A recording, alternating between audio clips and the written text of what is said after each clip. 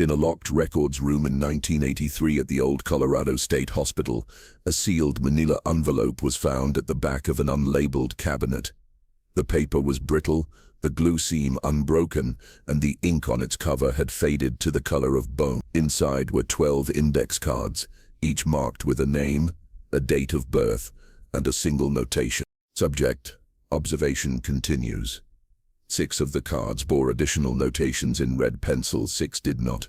There was no accompanying report, no explanation for the split, only the quiet suggestion that someone decades earlier had drawn a line between the living and the soon-to-be lost. The handwriting was neat, deliberate, but the dates told their own story.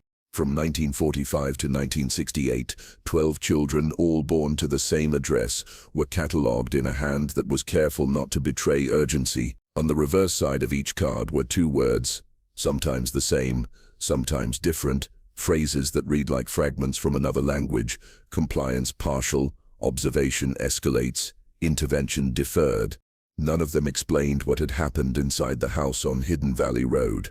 The cards had been filed with case histories of unrelated patients, whether by error or design, but their presence in that drawer meant nothing unless someone already knew what to look for.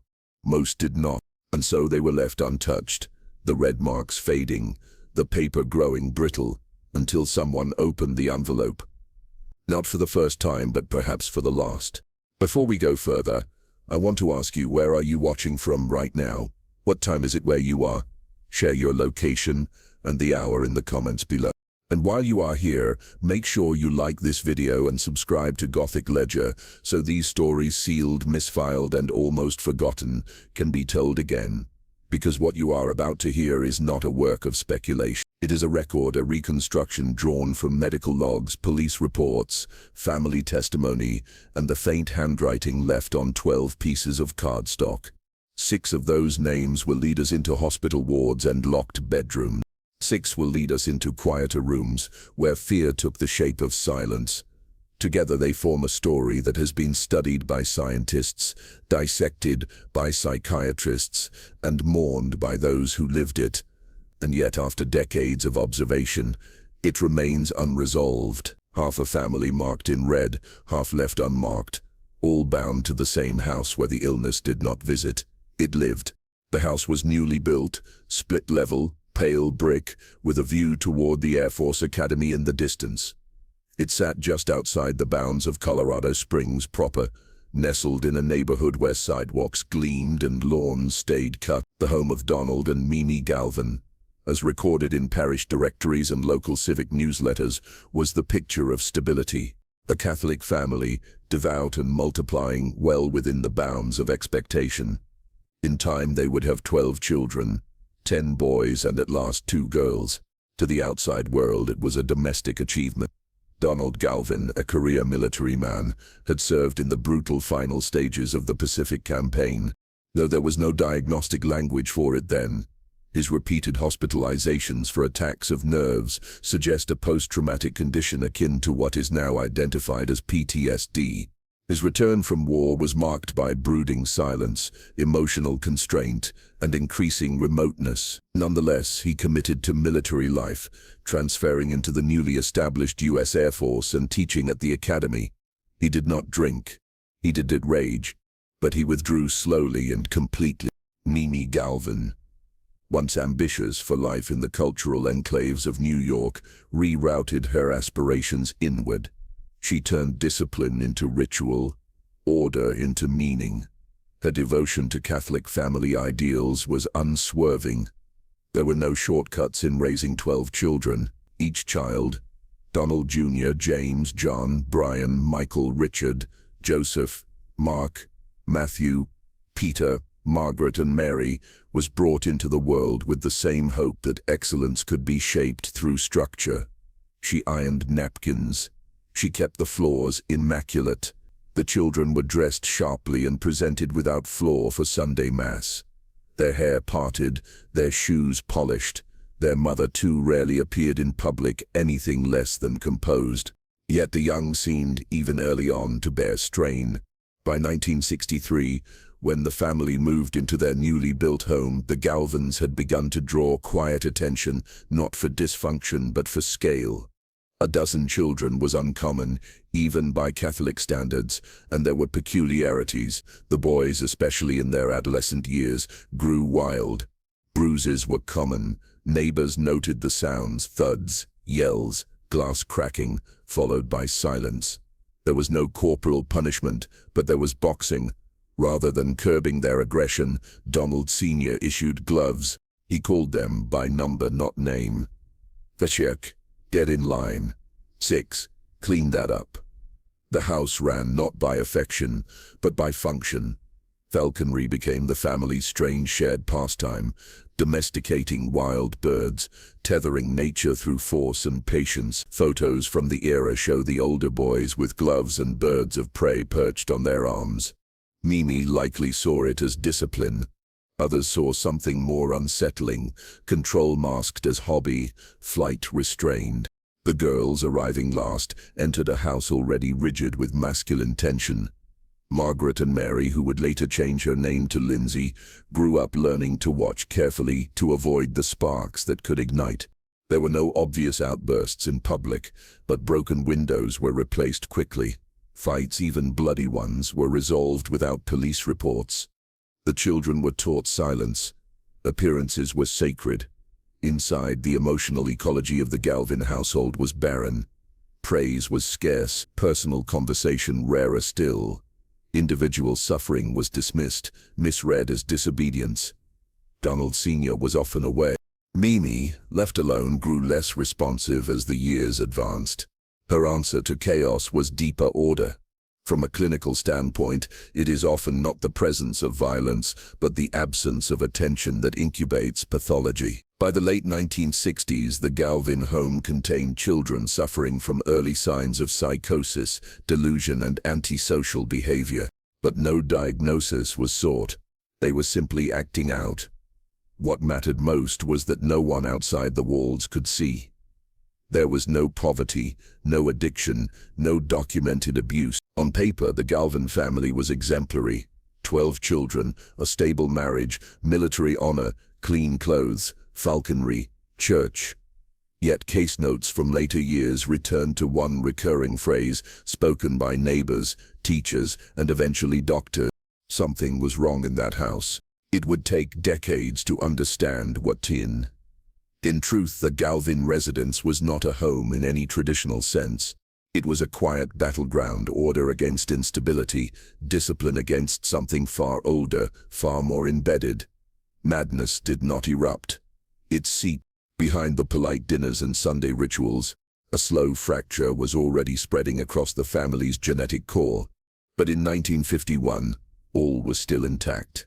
For now, Donald Galvin Jr., the firstborn, presented in early childhood as cognitively intact, physically robust, and socially well adapted. School records describe him as disciplined and engaged. Teachers noted his leadership among peers, while athletic coaches at both the middle and high school levels referred to his rare combination of strength and precision. He played football and excelled in wrestling, two sanctioned outlets for physical intensity that masked emerging dysregulation. By the age of 17, he was dating the daughter of a high-ranking general at the Air Force Academy.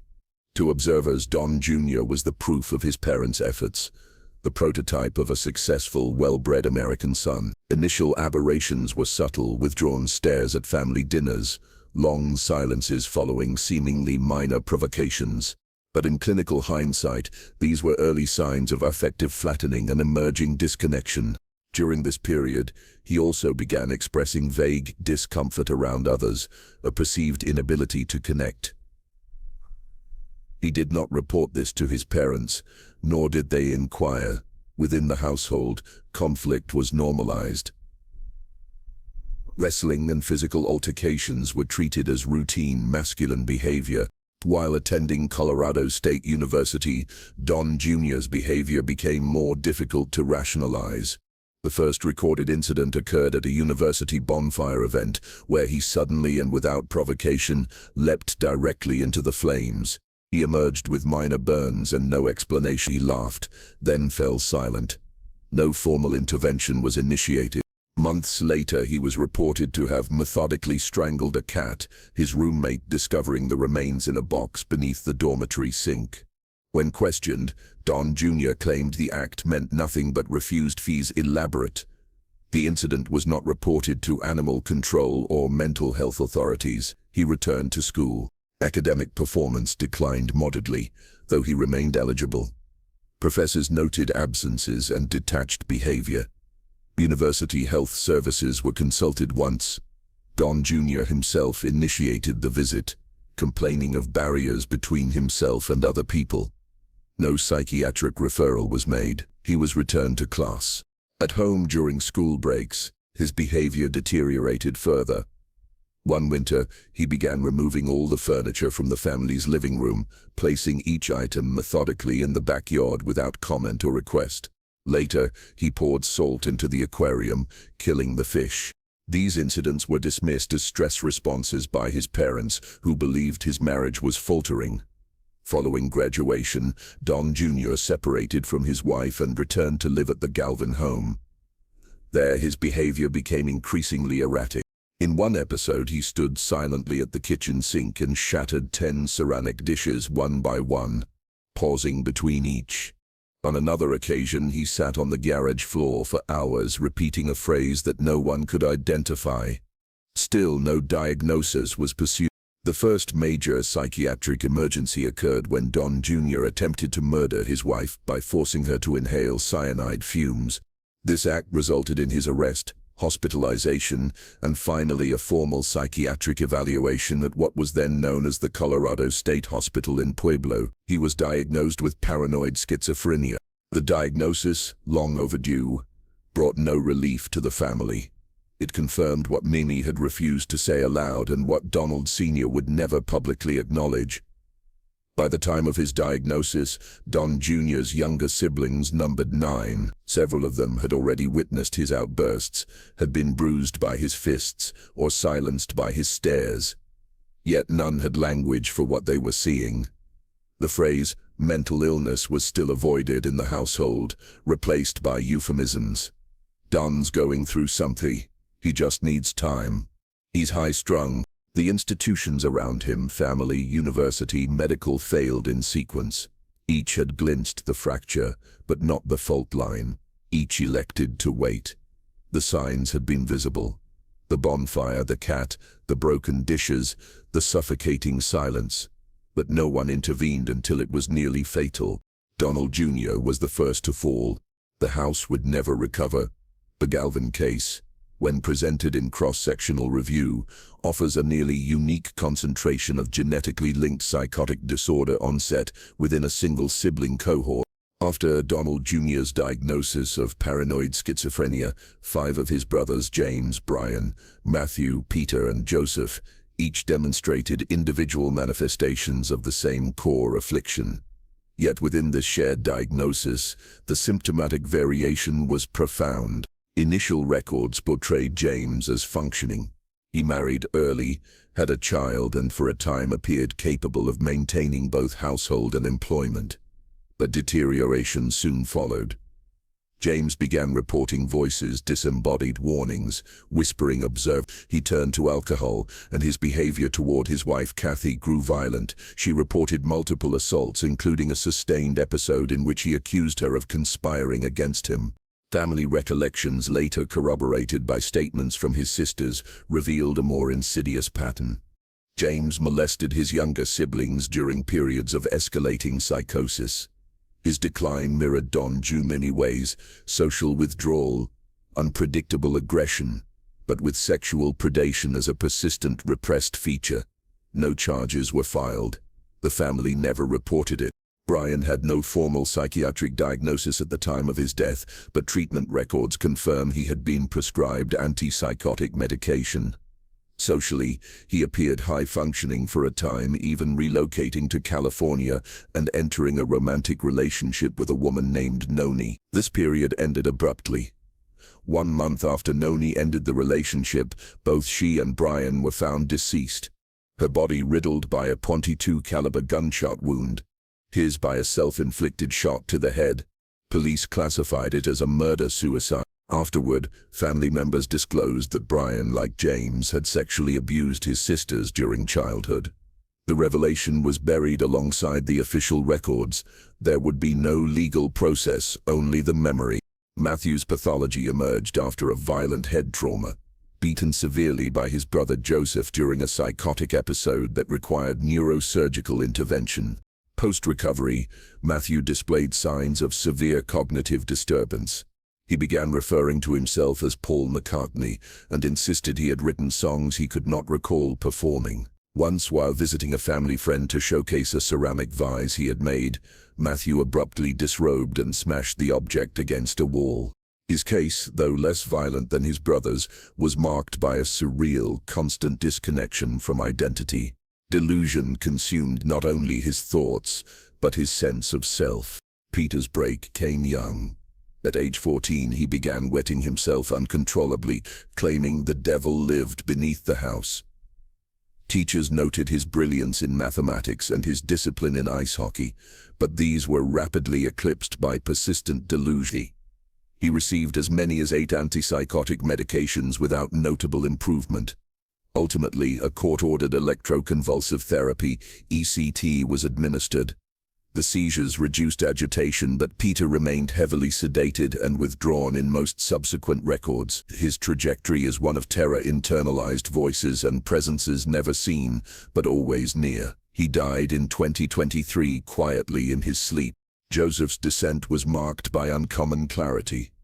Throughout most of his illness, he retained the ability to distinguish hallucination from reality. A torment rather than a relief, he experienced intense visions, including conversations with a Chinese emperor in the clouds, and claimed past lives in foreign nations. Voices drove him to send threatening emails to his employer, resulting in job loss. Yet Joseph remained kind, even affectionate. He mailed birthday cards, expressed regret, and pleaded for the visions to stop.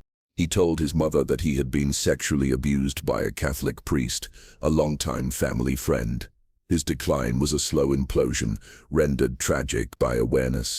In clinical terms, the Galvin brothers exhibited a spectrum of schizophrenia typologies: paranoid, disorganized, delusional, and treatment-resistant. Their timelines did not align perfectly. Some presented in adolescence, others in early adulthood. Some became violent, others fractured only inwardly. What united them was not behavior but blood. Their family home, a standard split-level structure, housed 6 concurrent cases of psychosis under one roof. Each case fed and reflected the others. There were no private symptoms, no isolated breaks. Each manifestation had a shadow, a mirror, a predecessor. This was not one illness, but a chorus. In retrospect, the diagnostic failure lies not in any single institution, but in a societal refusal to imagine that so much madness could reside in one address. The Galvin family became a case study in heredity, but only after it had become a tragedy. Their madness was not inherited so much as revealed. One by one, the Galvin household was not designed for daughters. By the time Margaret and Mary, who would later change her name to Lindsay, were born, the space was already saturated with unrest. Their 10 older brothers occupied nearly every square foot of physical and emotional space. 6 of those brothers, as would later be confirmed, were in various stages of severe psychiatric illness, but no one had yet named it. The girls were not raised, they were absorbed into a structure too brittle to bear scrutiny, too disciplined to show rupture. They were not touched or harmed in the conventional sense by their parents. Instead, they were abandoned inside an ordered chaos that functioned only as long as no one acknowledged the damage. When violence erupted, and it often did, it was not mediated. The protocol was internal. The youngest, always the smallest, would retreat into the master bedroom, locking the door from the inside, crouching in corners, praying the locks would hold. There were no explanations, no comfort, only silence until the police arrived. This was not once, it was recurrent. Institutional language classifies this as repeated exposure to acute familial dysregulation, a known risk factor in the development of post-traumatic stress, dissociative behaviors, and developmental arrest. Margaret arrived as the answer to Mimi's long-standing wish for a daughter. She was dressed carefully, taught to set tables precisely, and instructed in the discipline of containment. Emotion was discouraged, achievement, however minor, was expected, but behind closed doors, Margaret suffered a different fate. As disclosed years later by both her and her sister, Margaret was molested, first by Brian, later by James, two of the brothers already marked by signs of schizophrenia and deepening delusion. There were no reports, no interventions. When this was revealed in adulthood, Mimi's response was muted. She did not deny it. She did not act. Instead, she referred to the assaults as symptoms of her son's illness, a reframing that reduced her daughter's suffering to collateral consequence. Margaret did not run. She remained close in body, if not in trust. She internalized the family order and functioned within it. Later psychological profiles describe her as hyper-adaptive. She knew how to survive in a closed system. Lindsay, the final child, was not offered the same illusions. She witnessed the house in full descent. Her earliest memories include salt poured into aquariums, furniture moved outdoors in silence, and her eldest brother naked and expressionless, blocking doorways with a presence no one explained. She too was sexually abused. The exact timeline remains clinically sensitive, but the abuse coincided with periods when she was left in James's care during family crises. She reported feeling watched, touched, and then told it was nothing, that her brother was simply confused. Lindsay did not adapt. She observed. She learned that the only safety was distance. When the opportunity came, she seized it, a scholarship to a boarding school away from Colorado Springs, away from the sound of fists against walls. She left in later psychiatric debriefings, she confessed to a complex reaction: relief for escape, guilt for abandoning Margaret, and fury at the mother who had refused to see.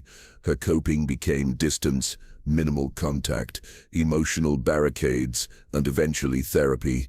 Mimi, when confronted, revealed her own trauma. She had been sexually abused by her stepfather, a fact shared only when her daughters were grown. But her disclosure came not with empathy but explanation. She had learned, she said, to endure, and so she expected her daughters to do the same. Donald Sr. remained distant, absent in both form and presence. He did not speak to the girls about what happened. He did not ask. In official records and family narratives alike, he remains a void. Margaret and Lindsay present a textbook case of non-primary psychiatric victim subjects whose trauma is invisible to diagnostic systems focused only on psychosis. Yet their symptoms are traceable: chronic anxiety, difficulty forming attachments, high-functioning dissociation.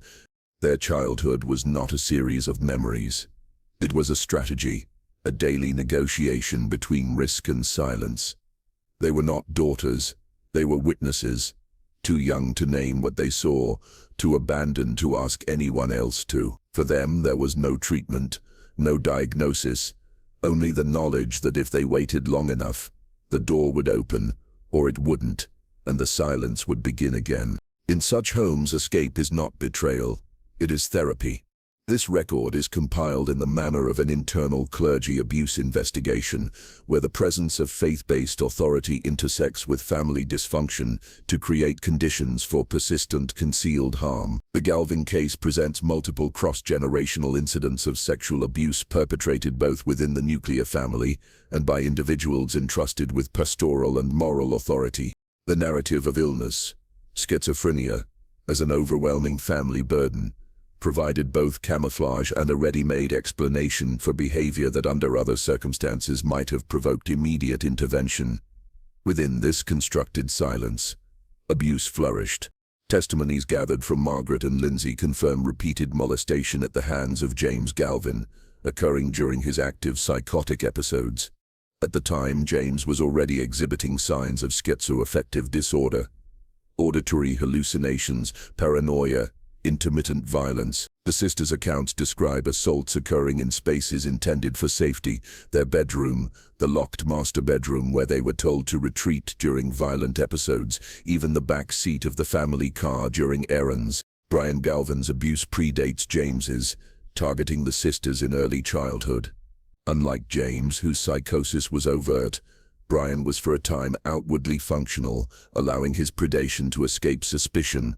The assaults were not isolated events, but part of a pattern repeated and unchallenged. Neither brother faced criminal investigation. Both were shielded under the explanation of illness, a reframing that excused the behavior as symptomatic rather than criminal. Joseph Galvin, in later adulthood, disclosed that he had been sexually abused by a Catholic priest who had long been a family friend. This individual was often entrusted with the care of the Galvin children when parental oversight was absent, particularly during Mimi's hospital visits or Donald Sr.'s extended military assignments. Joseph's account is consistent with documented clerical grooming behaviors: initial kindness, special attention, private instruction under the guise of religious guidance. The abuse was not disclosed at the time. Joseph feared disbelief or reprisal. By the time he revealed it to his mother, the priest was no longer in active parish service, and the disclosure did not result in a formal complaint to the diocese. In a private exchange years later, prompted by confrontation from her daughters about their own abuse, Mimi revealed that she too had been molested as a child by her stepfather. She framed this not as a confession but as explanation, implying that endurance, not intervention, was the model she had learned. Her disclosure is significant in institutional terms. It establishes a three-generation chain of sexual abuse, each link sustained by silence and authority. In this schema, suffering is normalized, protective structures are absent, and perpetrators are insulated by roles: brother, priest, patriarch, that deter scrutiny. The most troubling element is not the individual acts of abuse, but the collusion, implicit and explicit, of the systems meant to safeguard the vulnerable. Within the Galvin home, illness became a catch-all absolution. Within the church, clerical trust was treated as evidence of moral integrity, rendering suspicion inappropriate. Faith was invoked to forgive. Family loyalty was invoked to forget, and in the end, the silence that bound them was not born of ignorance, but of desire. In the Galvin household, trauma was not an interruption of order. It was part of it. By the close of the 1970s, the Galvin home had shifted from a site of family habitation to an unlicensed involuntary care facility. Its layout, split-level, open plan, was not suited for containment. Yet it was adapted to meet the demands of chronic psychiatric disturbance. In 1978, records indicate that 3 of the Galvin sons were in separate wards of the Colorado State Hospital in Pueblo. The remaining diagnosed brothers cycled between short-term hospitalization and home, where Mimi assumed the role of primary custodian. Medication regimens, often inconsistent and variably effective, included stelazine, thorazine, haldol, and in more resistant cases, lithium carbonate. Compliance was monitored only informally. Dosages were sometimes adjusted without consultant, either to minimize sedation before family events or to subdue acute agitation. Reports compiled from police calls and family accounts note recurring episodes of environmental destruction, furniture overturned without warning, frequently broken beyond repair. Crockery shattered in kitchens and dining areas, glass embedded in carpet, windows smashed with bare hands leading to lacerations requiring sutures, restraint of subjects by multiple family members until physical exhaustion reduced the risk of injury. Screaming, non-verbal, prolonged, was a common auditory feature. Such episodes could last minutes or hours. Hallucination-driven aggression was often indiscriminate, directed toward siblings, objects, or self. Mimi's role was both caretaker and custodian of appearances. Bloodstains on walls were scrubbed before neighbors could notice. Upholstery was patched, replaced, or turned toward the wall to conceal damage. Broken doors were rehung within days. To maintain function, Lindsay, then the youngest in residence, was enlisted to assist, delivering meals to sedated brothers, clearing debris after outbursts, managing locked doors when police were en route. Her tasks blurred the line between sibling and orderly. Police arrivals became procedural. Officers knew the address. They entered without sirens, aware that escalation could provoke further disturbance. Restraint was applied only as necessary for transport. One documented episode, retained in family recollection, occurred during Thanksgiving dinner. The table was set to Meany's standard. Pressed linens, polished silver, the turkey positioned precisely at center. The event was intended as a gesture of normalcy, a reminder to all present of the family they once appeared to be. Without provocation, Donald Jr. rose, seized the end of the dining table, and flipped it toward James. Plates shattered, cutlery skittered across the floor, food splattered against the walls. The act ended the gathering immediately. No one ate, no one spoke. Within an hour the table had been righted, shards swept, stains blotted. By the next morning the dining room appeared untouched. By all functional measures, the Galvin home met criteria for a closed psychiatric unit, multiple diagnosed residents with severe and persistent mental illness, regular administration of antipsychotic medication under informal supervision, acute episodes requiring external intervention, structural adaptation for containment. Locked doors, cleared rooms, restricted areas. The difference lay only in its invisibility.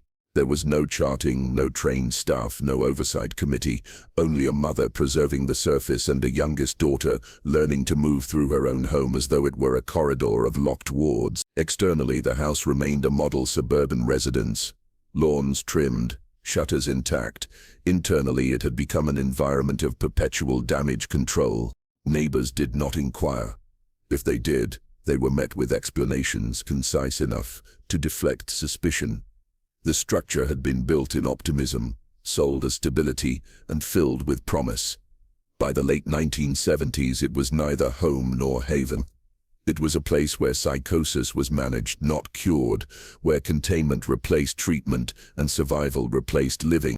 Among the 12 Galvin children, 4 sons, John, Mark, Michael, and Richard, remained untouched by a formal diagnosis of schizophrenia. In clinical classification, they are non-affected carriers within a high-incidence genetic pool. In practical reality, they were men who lived under the constant shadow of an illness they did not manifest, yet could never fully escape. In interviews and secondary reports, all 4 expressed some degree of what psychiatric literature terms survivor's guilt, a persistent questioning of why the illness consumed their brothers, but not themselves. In 1983, inside a locked records room at the old Colorado State Hospital, a sealed manila envelope was discovered in the back of an unlabeled cabinet. The paper was brittle, its glue seam still unbroken, and the ink on its cover had faded to the color of bone. Inside were 12 index cards, each marked with a name, a date of birth, and a single notation. Subject observation continues. 6 of the cards bore additional notations in red pencil. 6 did not. There was no accompanying report, no explanation for the division, only the quiet suggestion that someone, decades earlier, had drawn a line between the living and the soon-to-be lost. The handwriting was neat, deliberate, but the dates told their own story. From 1945 to 1968, 12 children, all born to the same household, were catalogued in a hand careful not to betray urgency. On the reverse side of each card were 2 words, sometimes the same, sometimes different, phrases that read like fragments from another language: compliance partial, observation escalates, intervention deferred. None explained what had taken place inside the house on Hidden Valley Road. The cards had been filed with unrelated case histories, whether by error or by design. Their presence in that drawer meant nothing unless someone already knew what to look for. Most did not. So they were left untouched, the red marks fading, the paper growing brittle, until someone opened the envelope, not for the first time, but perhaps for the last. What follows is not speculation. It is a reconstruction drawn from medical logs, police reports, family testimony, and the faint handwriting left on 12 pieces of cardstock. 6 of those names lead into hospital wards and locked bedrooms, 6 into quieter rooms where fear took the shape of silence. Together they form a story studied by scientists, dissected by psychiatrists, and mourned by those who lived it. And yet, after decades of observation, it remains unresolved. Half a family marked in red, half left unmarked, all bound to the same house where illness did not visit. The house was newly built, a pale brick, split-level home with a view toward the Air Force Academy. It sat just outside Colorado Springs, in a neighborhood where sidewalks gleamed and lawns were kept short. The residence of Donald and Mimi Galvin, recorded in parish directories and civic newsletters, appeared the picture of stability. A devout Catholic family, large but within expectation. In time they would have 12 children, 10 boys, and finally 2 girls. To the outside world it was a domestic achievement. Donald Galvin, a career military man, had served in the brutal final stages of the Pacific Campaign. Though there was no diagnostic language for it then, his repeated hospitalizations for attacks of nerves suggest a post-traumatic condition akin to what we now recognize as PTSD. His return from war was marked by brooding silence, emotional constraint, and increasing remoteness. Yet he recommitted to military life, transferring into the newly established U.S. Air Force and teaching at the academy. He did not drink. He did not rage. He withdrew slowly, completely. Mimi Galvin, once ambitious for life in New York's cultural enclaves, re-rated her aspirations inward. She turned discipline into ritual, order into meaning. Her devotion to Catholic family ideals was unswerving. Raising 12 children allowed no shortcuts. Each child, Donald Jr., James, John, Brian, Michael, Richard, Joseph, Mark, Matthew, Peter, Margaret, and Mary, was brought into the world with the hope that excellence could be shaped through structure. She ironed napkins. She kept the floors immaculate. The children were dressed sharply for Sunday Mass, their hair parted, their shoes polished. She herself rarely appeared in public anything less than composed. But the strain showed early. By 1963, when the family moved into their new home, the Galvins had already drawn quiet attention not for dysfunction, but for scale. A dozen children was uncommon, even for Catholics, and there were peculiarities. The boys, especially in adolescence, grew wild. Bruises were common. Neighbors heard the sounds, thuds, yells, glass cracking. Then silence. There was no corporal punishment, but there was boxing. Instead of curbing aggression, Donald Sr. issued gloves. He called them by number, not name. 4, get in line. 6, clean that up. The house ran on function, not affection. Falconry became the family's strange shared pastime, domesticating wild birds, tethering nature through force and patience. Photographs from the era show the older boys with gloves, birds of prey perched on their arms. Mimi likely saw discipline. Others saw control disguised as hobby, flight restrained. The girls, arriving last, entered a house rigid with masculine tension. Margaret and Mary, who would later rename herself Lindsay, learned to watch carefully, to avoid sparks that might ignite. There were no public outbursts, but broken windows were quickly replaced. Bloody fights left no police reports. The children were taught silence. Appearances were sacred. Inside, the emotional landscape of the Galvin household was barren. Praise was scarce. Personal conversation rarer still. Suffering was dismissed, mistaken for disobedience. Donald Sr. was often absent. Mimi, left alone, grew less responsive as years passed. Her answer to chaos was deeper order. From a clinical standpoint, it is often not violence, but the absence of attention that incubates pathology. By the late 1960s, the Galvin home contained children already showing signs of psychosis, delusion, and antisocial behavior. But no diagnosis was sought. They were simply acting out. What mattered was that no one outside could see. There was no poverty, no addiction, no documented abuse. On paper, the Galvins were exemplary. 12 children, a stable marriage, military honor, clean clothes, falconry, church. Yet case notes from later years returned to one recurring phrase, echoed by neighbors, teachers, and eventually doctors. Something was wrong in that house. It would take decades to understand what. The Galvin residence was never a home in the ordinary sense. It was a quiet battleground, order against instability, discipline against something older and embedded. Madness did not erupt. It seeped. Behind polite dinners and Sunday rituals, a slow fracture was already spreading through the family's genetic core. But in 1951, all was still intact. Donald Jr., the firstborn, appeared cognitively sound, physically robust, socially well adapted. School records describe him as disciplined and engaged. Teachers noted his leadership among peers. Coaches praised his rare mix of strength and precision. He played football and excelled in wrestling, two sanctioned outlets for aggression that masked deeper dysregulation. By 17, he was dating the daughter of a high-ranking Air Force general. To outsiders, Don Jr. was the proof of his parents' efforts, the prototype of a successful, well-bred son. His first aberrations were subtle, withdrawn stares at family dinners, long silences after minor provocations. In hindsight, these were early signs of affective flattening and disconnection. He also began to voice vague discomfort around others, describing an inability to connect. He did not tell his parents, nor did they ask. Conflict in the household was normalized. Wrestling and fights were treated as routine masculine behavior.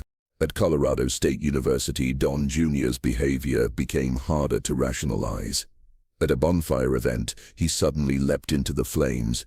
He emerged burned but laughing, then fell silent. No intervention was made. Months later, his roommate discovered a strangled cat hidden beneath the dormitory sink. When questioned, Don Jr. dismissed it. The incident went unreported. Academic performance declined, though he remained eligible. Professors noted absences and detachment. He once sought university health services, describing barriers between himself and others. No psychiatric referral was made. He returned to class. At home during breaks, his behavior grew stranger. He removed the living room furniture and placed it neatly in the backyard. He poured salt into the aquarium, killing the fish. His parents dismissed it as stress. After graduation, his marriage collapsed, and he returned to the Galvin home. His behavior became more erratic, shattering dishes one by one at the sink, sitting for hours in the garage, repeating an unknown phrase. Still, no diagnosis was sought. The first psychiatric emergency came when he attempted to murder his wife by forcing her to inhale cyanide fumes. He was arrested, hospitalized, and finally diagnosed with paranoid schizophrenia at the Colorado State Hospital. The diagnosis, long overdue, brought no relief. It only confirmed what Mimi had refused to name and what Donald Sr. would never acknowledge. By then, 9 younger siblings had already witnessed his outbursts, endured his fists, or been silenced by his stares. None had words for what they saw. Mental illness was still avoided, replaced by euphemisms. Don's going through something. He just needs time. He's high-strung. The institutions around him, family, university, medical, failed in sequence. Each glimpsed the fracture, but not the fault line. Each chose to wait. The signs were visible. The bonfire, the cat, the broken dishes, the suffocating silence. No one intervened until it was nearly fatal. Donald Jr. was the first to fall. The house would never recover. The Galvin case, in clinical review, represents a nearly unparalleled concentration of genetically linked psychotic disorder within one sibling group. After Donald Jr.'s diagnosis, 5 of his brothers, James, Brian, Matthew, Peter, and Joseph, would each show their own manifestations of the same affliction. Yet the variation among them was profound. James at first appeared functional. He married, had a child, held a job. Then the voices began, disembodied warnings, whispers of conspiracy. Alcohol followed. Violence toward his wife followed. Family testimony later revealed a darker pattern. During psychotic episodes, James molested his younger siblings. His decline mirrored Don Jr.'s withdrawal aggression, but carried an added feature the family never reported.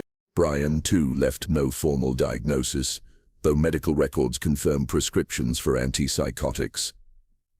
Outwardly, he functioned for a time, even moving to California and beginning a relationship that ended in tragedy. Soon after his girlfriend ended the relationship, both were found dead. She from multiple gunshot wounds, he from a self-inflicted shot. A murder-suicide. Afterward, family members disclosed that Brian, like James, had sexually abused his sisters in childhood. No legal process followed. The revelation was buried with him. Matthew's pathology, emerged after a violent head injury. He had been beaten severely by his brother Joseph during a psychotic episode, requiring neurosurgical intervention.